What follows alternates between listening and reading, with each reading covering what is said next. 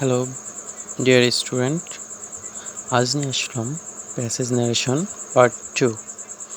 অর্থাৎ passage narration আগে part 1-এ দিয়েছিলাম অ্যাসার্টিভ সেন্টেন্স এবং একটা চার্ট হিসেবে দেখিয়েছিলাম যে আমাদের কিভাবে এটা প্যাসেজ ন্যারেশন সমাধান করা যায়। সো প্যাসেজ ন্যারেশনের পার্ট 2-তে আমরা প্রথমে দেখে নিব ইন্টুইটিভ সেন্টেন্স। আমাদের যদি ইন্টুইটিভ সেন্টেন্সে যদি কোনো বক্তা যদি ইন্টুইটিভ সেন্টেন্সে বলে থাকে, মানে হচ্ছে কোনো কিছু জিজ্ঞাসা করে থাকে, তাহলে তার ক্ষেত্রে আমাদের প্রথম বাক্যে আসবে আস্কড ইফ। ইফ অর্থ হচ্ছে এখানে কিনা দিবে। সো ইফ অর্থ এখানে কিনা দিবে। সো এখানে আমাদের বিশেষ করে ইনভার্টেড কমা উঠাতে হবে ইফ দ্বারা। ইনভার্টেড কমা আমাদের উঠাতে হবে কি দ্বারা? ইফ দ্বারা। হট ওয়ার্ড মানে হচ্ছে ডব্লিউএস ওয়ার্ড আমাদের দিলে হবে, না দিলেও হবে।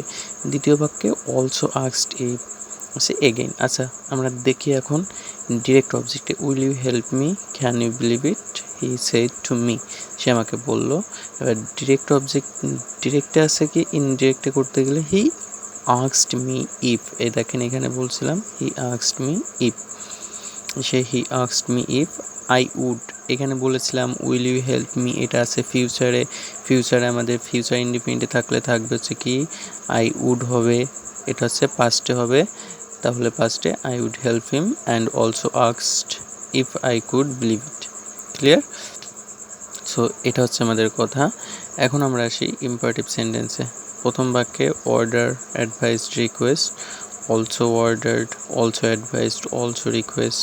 তৃতীয় বাক্যে আমাদের সাধারণত ইন্টুইটিভ সেন্টেন্সে একটা বক্তা 3টি উক্তির বেশি দিতে পারে না। এটা হচ্ছে আমাদের একটা বিশেষ দ্রষ্টব্য। এটা আপনারা লিখে রাখতে পারেন যে 2টা ইসের বেশি দিতে পারে না। ইম্পারেটিভ সেন্টেন্সে আসি দেখি। প্রথম সেন্টেন্স অর্ডার্ড, অ্যাডভাইসড, রিকোয়েস্টেড, হচ্ছে also advised, also request, also order. ঠিক আছে, এটা হচ্ছে ডু ইট অ্যাট ওয়ান্স।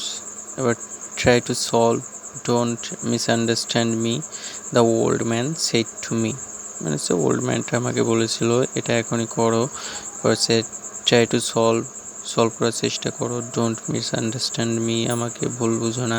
এবার আছে কি the old man order to me, মানে হচ্ছে এখানে আপনারা সবসময় রাখবেন যে এখানে টুটা হচ্ছে আমাদের ইনভার্টেড কমা। এই যে ইনভার্টেড কমা এটা উঠাইছে হচ্ছে টু দ্বারা। Do it at once. এবার লিখে দিচ্ছি he also order me to try to solve, he again order me not to misunderstand him, মানে হচ্ছে কি আমি যেন তাকে মানে হচ্ছে ভুল না বুঝি, সে এটা বলছে। সো এটা হচ্ছে আমাদের প্যাসেজ ন্যারেশন পার্ট 2। আমাদের এইটুকু যে আমাদের এইটুকু যদি মনে থাকে তাহলে আমাদের এইটুকু আমাদের বিশেষ করে মনে রাখতে হবে। সো এইটুকু আমরা যদি মনে রাখতে পারি তাহলে আমাদের কি হবে, আমাদের প্যাসেজ ন্যারেশন আমরা ভুলবো না।